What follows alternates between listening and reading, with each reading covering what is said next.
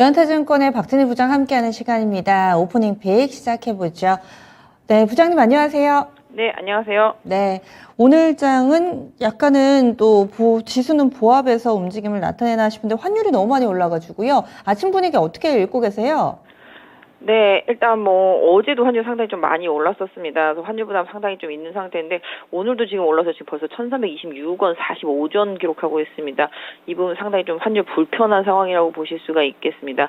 뭐 외국인도 어제는 거래소 쪽에서 상당히 많이 삼성전자랑 현대차를 매수해주는 분위기였습니다만은 오늘 다시 또 양매도로 전환된 모습 보실 수가 있겠습니다. 시장은 뭐 미국 시장도 어제 좀 혼조권 속에서 일부 좀 상승한 모습 보실 수가 있겠는데요. 우리 시장 오늘 장 초반부터 좀 혼조된 흐름 보실 수가 있겠습니다. 장 초반에 뭐 2차전지 관련주들 좀 일부 오르는 모습 나타나고 있고요. 그다음에 조선주도 좀 강한 흐름 보여주고 있습니다. 방산주들은 정말 거침없는 상승세 보여주는 모습 보실 수가 있겠고 최근에 뭐 조선과 관련해서라든지 뭐 가스관, 유정 뭐 이런 거 관련해서 피팅업체, 강간업체의 강세도 꾸준히 이어지고 있는 모습 보실 수가 있겠습니다. 뭐 지금 전체적으로 그동안 많이 빠졌었던 뭐 음식료 섹터주들도 어제부터는 좀 반등에 나서는 모습 보실 수가 있겠고요. 전체적으로 뭐 오늘 뭐 이슈가 있는 쪽들 카카오 그룹주들이 좀 하락세가 좀 눈에 띄고 있는 모습 보실 수가 있겠습니다. 그 외에는 대체로 좀 어제 흐름 분위기 좀 타고 있는 모습이고요. 로봇 관련주들 일부 좀 상승세 이어지는 모습 속에서 뭐 반도체 일부 종목들 좀 기판 관련주들 소폭 좀 상승세 보여주는 모습이고요. 엔터주들도 오늘 좀 상승 눈에 띄면서 실적 기대라든지 하반기 아티스트에 대한 기대감 이어지고 있는 모습 보실 수가 있겠습니다. 그러면은 키워드부터 하나씩 보겠습니다. 오늘 주목할 첫 번째 키워드는요. 카카오 그룹주들 정말 말도 많고 탈도 많습니다. 상장할 때 그렇게 화려했는데 이제는 원성만 가득한 상황입니다. 지금 나온 뉴스 이 송금이 안 되는 게 이렇게 큰 악재였나 싶기는 한데 해석을 좀 해주세요. 근데 저도 기사를 읽어보면 이게 좀 많이 어렵습니다. 해석하기가. 그리고 이게 발의는 됐지만 국회를 제대로 통과할 수 있는지 여부도 향후의 관건이라고 보시면 좋겠습니다. 카카오 같은 경우는 이제 모빌리티 상장 철회한다라는 뉴스가 있었고요. 그건 오히려 좀 나쁘지 않은 뉴스. 카카오한테는 대신에 이제 어저께는 카카오페이가 그 뉴스 나오면서 급락을 했었는데 오늘 또 카카오페이는 안 빠지고 거꾸로 카카오뱅크가 또 빠지고 있는 모습 보실 수가 있겠는데요. 카톡으로 송금 제한하기 이게 토스하고 카톡이랑 그다음에 이제 네이버에서도 같이 하는 건데 또 네이버는 그렇게 큰 반응이 없습니다. 일단 카톡 쪽으로만 이제 좀 반응이 나오고 있는데요. 카톡이라기보다는 좀 카카오뱅크 그다음에 어제는 뭐 카카오페이 뭐 이런 식으로 좀 반응이 나오고 있는 모습 보실 수가 있겠는데요. 내용을 읽어도 제가 봤을 때는 이런 거죠. 그러니까 카카오에서 송금하기를 할 때 내가 상대방의 계좌를 몰라도 돈을 보낼 수가 있는데 그게 돈을 보낼 때 나 같은 경우는 다른 은행의 연계 계좌라든지 이런 식으로 이제 계좌가 연동되어 있는 상태 속에서 카카오 쪽으로 일단은 카카오 머니 쪽으로 일단은 돈을 넣어놓고, 그러니까 어떤 면에서 보면 선불 충전 같은 그런 느낌? 근데 이런 부분에 있어서 이제 불편함이 생긴다라는 거죠. 계좌 간에서만 이제 보내는 걸 추진한다라고 하니까 기존에 이제 선불 충전 느낌에 있었던 그런 회사들이 좀 불편해지고 또 청소년들이라든지 이런 쪽에서는 이제 계좌가 부모들의 동의가 없으면 활용을 할 수가 없기 때문에 이 점이 좀 불편해지고 이런 부분이었었는데요. 그래서 결론적으로는 뭐 아직까지 뭔가 확정돼가지고 뭔가 통과된 건 아닌데 그런 느낌? 그러니까 계좌와 계좌 간에 이제 실명이 확실히 확인된 쪽에서만 이렇게 돈을 보낼 수 있게 한다라는 게 취지인데요. 뭐 정확하게 정말로 통과가 되고 어떻게 될지는 더 봐야 되지 않을까 싶습니다. 그래서 미리 좀 예단하기는 어렵습니다만은 지금의 약간 그런 법이 예전에 그 전금법이라고 하죠. 이 부분에 해당됐던 부분이 이제는 또 계좌 간의 이런 실명 거래와 관련되어 있는 이런 쪽으로만 바뀌는 부분들. 그래서 이게 미리 한 2년 전부터 계속 얘기가 이렇게 공고가 되어 있었다라고 이제 좀 내용이 나와 있긴 한데요. 저는 읽었을 때 그냥 제가 읽었을 때는 약간 좀 불편함은 생길 수 있어도 못 보낼 거는 아닌 것 같은데 이제 막 상대방의 계좌를 모르는 상태에서 막 보냈던 이런 자금이체법 이거에 대한 불편함이 좀 생기는 수준이라고 저는 개인적으로 좀 해석을 했었는데 실제 뭐 기사라든지 그다음에 이제 내용들의 제목은 뭐 못 보낸다 막 이렇게 되어 있는데요.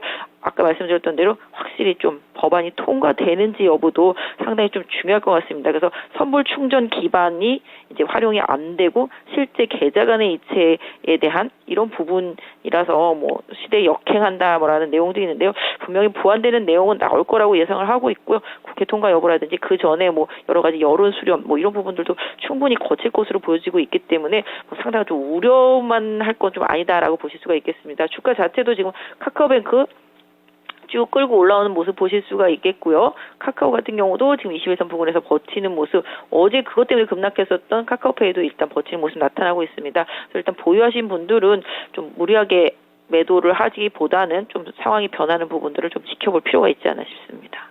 법안이 개정되고 이런 부분들이 사용자나 소비자를 충분히 좀 감안을 하고 제대로 좀 알리고 진행을 하든지 아니면 정말 좀 이로운 법안들이 많이 생겨야 되는데 이게 자칫 규제만 되지는 않나 또 여러 가지 우려가 되는데 또 흐름 지켜보도록 하겠습니다. 다음 두 번째 키워드 보겠습니다. 조선주의 강세, 오늘 정말 좋아요. 조선기자재 목표가 상향 조정 레포트도 나오고 주가 52주 신고가 리스트도 상당수 많은 이 조선기자재 종목군들이 있습니다. 향후의 전략 어떻게 세워야 될까요? 네, 지금 아시다시피 시장은 거의 에너지 관련 이슈가 포함되어 있는 섹터들이 상당히 강합니다.